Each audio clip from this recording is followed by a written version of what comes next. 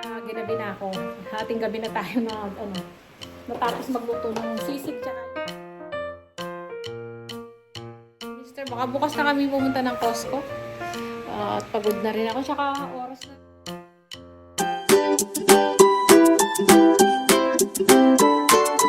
Hello kabayan! Always think positive! So ayan, good morning!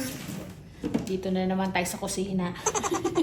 Nugasan ko yung mga almusalan, tsaka ginamit kaninang pinaglutuan. So, katatapos ko lang mag-almusan nito, nag-yogurt lang tayo, tsaka yung tinapay, yun. Konti na lang yung pan. Baka nga yayain ko mamaya si Mr. Pag sinipag.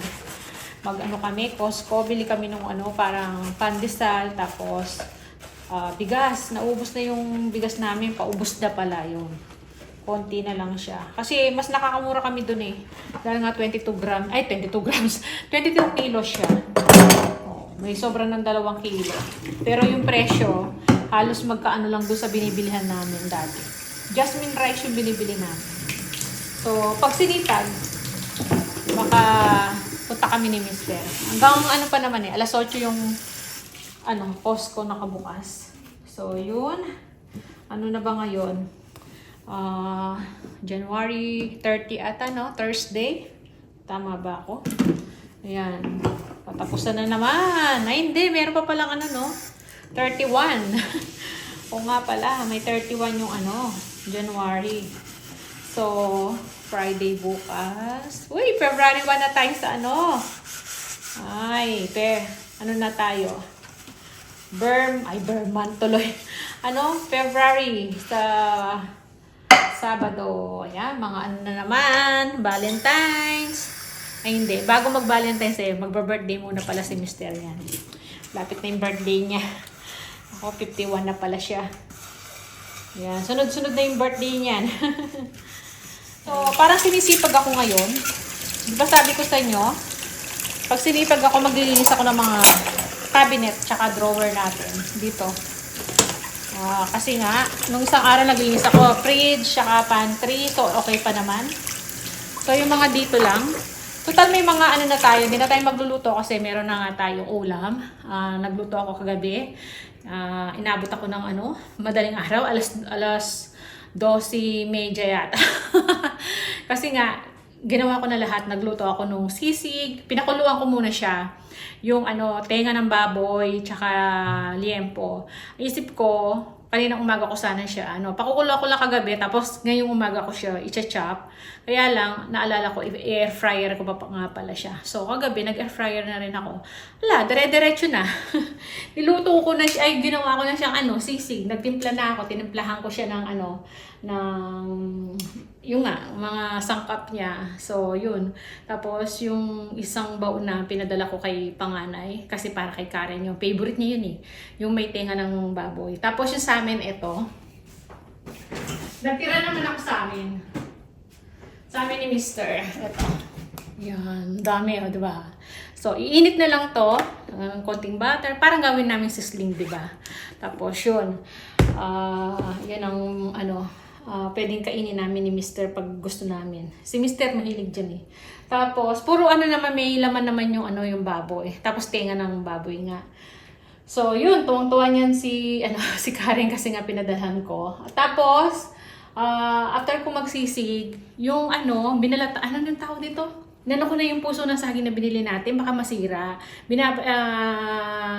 Binabad ko siya sa tubig na may asin.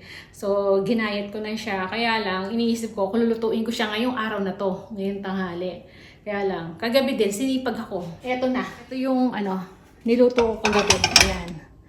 Yung ginataang, puso ng saging. Sobrang sarap niya. Nilagyan ko siya ng coconut milk, konting bagoong, suka, tapos ginisa ko sa bawang sibuyas, patis, bigyan ko ng 4 cubes. Ay, ang sarap niya. Sarap pala sa gata ng gano'n na may konting bagoong siya. Konti lang naman ilagay ko. Ayan. Yan ang binaon ni Mister.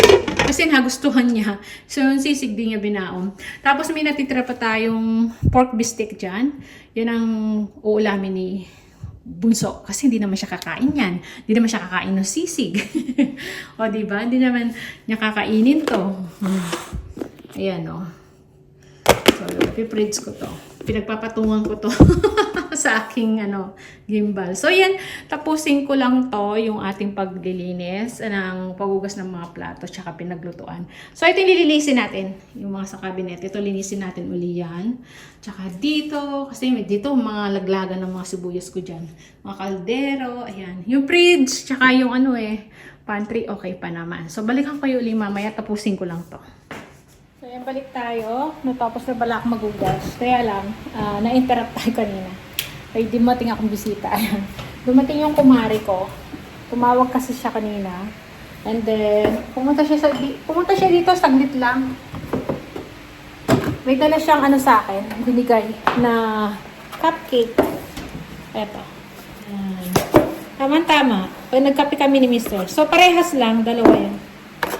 So, yun. Tapos, binigyan ko naman siya mga gulay tsaka puso ng saging. Naghati kami ng puso ng saging. Ayan. Yan na yung tira sa akin. Yan ang ulamin ko. Tsaka, binigyan ko rin siya ng konting sisig. Ayan. Para matikman niya. Kasi sabi ko, kagabi, nagluto nga ako. Diba, ginabi na ako. Hating gabi na tayo natapos magluto ng sisig tsaka yung puso ng saging. Linis natin. Siguro susubo muna ako. Tapos, linis na tayo dito sa ating mga cabinet. Narinig ko yung sasakyan na may dumating.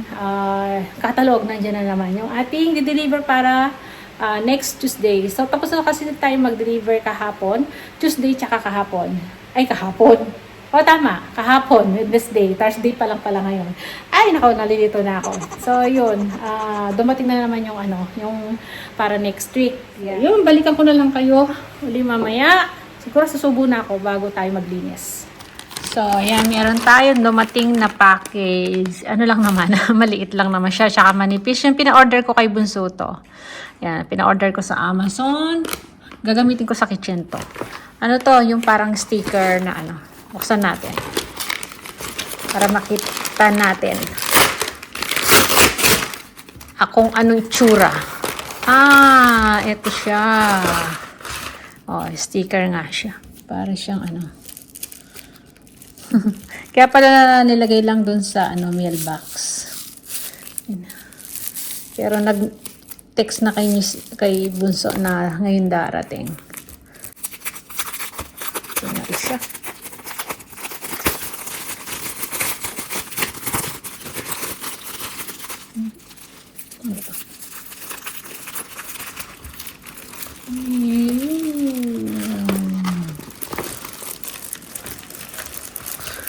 Yan. In-order ko siya. Binili siya. Kitchen. Bless this. Bless this kitchen. Diba? Lalagay ko sa kitchen ko to Yan. Sticker. So, ayan. Tingnan natin. So, ayan. Ganyan siguro, dyan. Bandang itaas siya. Kung higigit na ako naman kasi masyadong malapit sa kalan pag nagluto. So, ganyan siguro. Ayan. Sakto siya sa straight ng natin, stove. Diba? So, hindi pa nadidikit siya. Tatanggalin pa natin. So, tinitignan ko muna yung niya. Kung okay ng ganyang kataas. Ayan. Diba? Mataas ng konti. Ayan. So yan, maglinis muna po tayo. Hindi ko pa na-fix yung ating sticker. Hintayin ko na si Mr. kasi isa-isa pa lang tinatanggal yun. Baka masira ako pa. Mahirap siyang tanggalin, idikit. Kaya yan, maglinis muna tayo. Mamaya darating na si Mr. Magpapatulong ako sa kanya.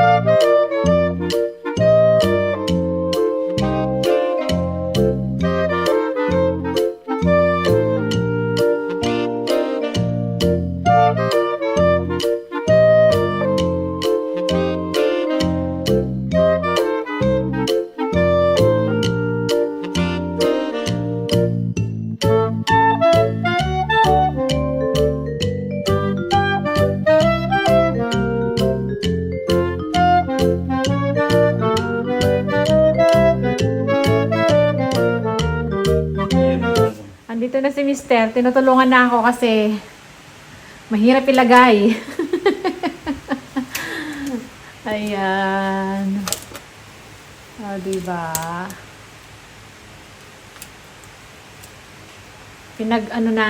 Pinag-ayos-ayos namin, nilipat-lipat namin. Kasi hindi pa nakapix yung kanina eh. So, yung ganyan pala siya. Ito pala yung susundan. Ayan.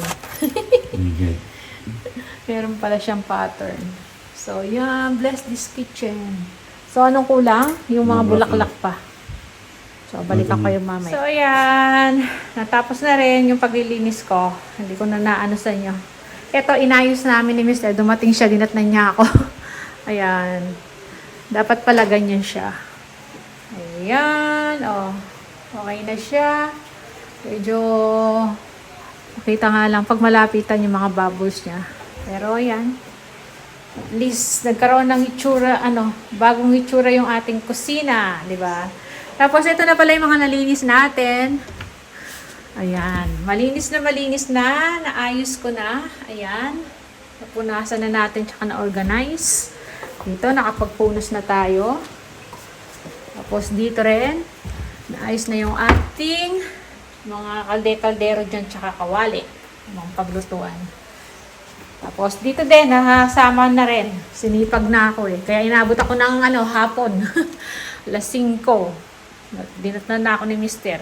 Kaya yung mga lagayan ko lang strainer, tsaka yung mga basahan ko lang dyan, tsaka yung sangkalan. Tapos dito rin, yung mga panghugas natin. Nasa, ayan. Ayan, pang brush. Ayan, lagayan ko mga plato. So, garbage bag. So, napunasan na natin, tsaka dito. Nalinis na rin natin yan. Naugasan na natin yung lagayan. Ayan. Pakunti lang yung mga namin. Kubyerto siya ng mga plato. Ayan. Mangko. Kasi hindi namin lahat nilalabas. Ayan. Mga tasa, baso. Kunti lang. Kasi nandito yung iba. Pag may bisita, ako lang naman nilalabas yan. Mga kutsara. Meron pang baso doon. So, ito yung susunod natin nilinisin yan. So, hindi na kinaya ng power ko. Hapon na eh. Ayan, linisin pa natin yan sa susunod na araw. Ayan, di pa nako-organize to. Oh. Labo-labo na. So, dito lang tayo sa baba nakapaglinis. At least yan, dyan. Okay na. So, yan ang ating kitchen. Oh, yan. So, yan, nakaligo na tayo bago ko inano sa inyo. Kasi pawis na ako. Yan, sakto. Nadatnan pa ako ni Mister. Kaya, inayos namin yon. Kasi nga, mali-mali yung pagkakalagay ko. So, yun. Yun lang muna yung vlog natin. At ginabi na. Hindi na kami nakaalis. Pagod na si Mister. Baka bukas na kami pumunta ng Costco. At pagod na rin ako. Tsaka oras na rin, no? So, yan. Yung muna yung vlog natin. Maraming salamat. Kita-kita na lang tayo sa masunod na video. See ya! So, yan. Nagluluto tayo ng dinner natin. Ito, paluto na to. Arroz caldo. So, dinamihan ko siya para hanggang bukas, almusal. Magluluto na lang ako uli ng itlog. Ayan. Ito, meron ako nilutong itlog 4. Sa yung isa. Tago na yung isa. Tapos, may laman na manok. So, pag naubos yung manok, na lang, itlog. Dadagdag ako bukas. So, yan ang aming dinner ngayon. Ayan. Napagod kami sa, sa paglilinis.